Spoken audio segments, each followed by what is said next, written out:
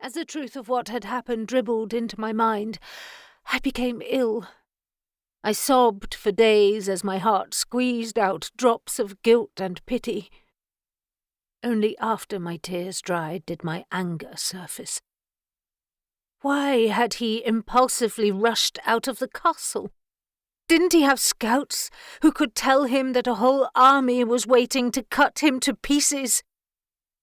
His stupidity cost not only his life, but those of our son Rutland and my beloved brother Salisbury. But he'd done his duty.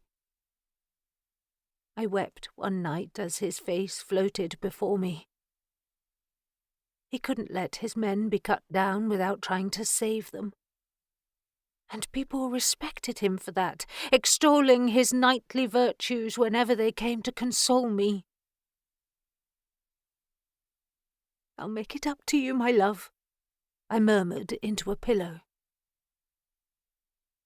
Over the years at the Augustinian Priory at Clare in Suffolk, I erected a shrine to my Lord of York in the form of a repository of documents and other memorabilia commemorating his life.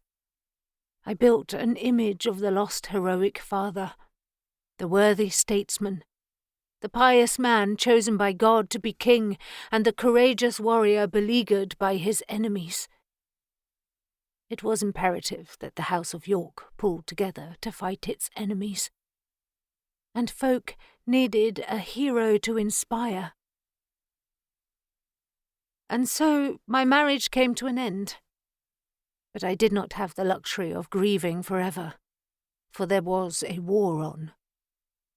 After a month, I sat up in bed and took a deep breath. I was free.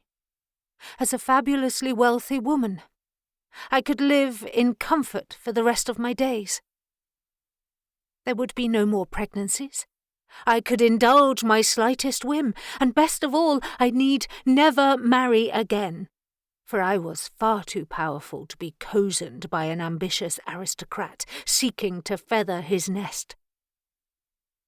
I closed my eyes and silently thanked our Blessed Lady.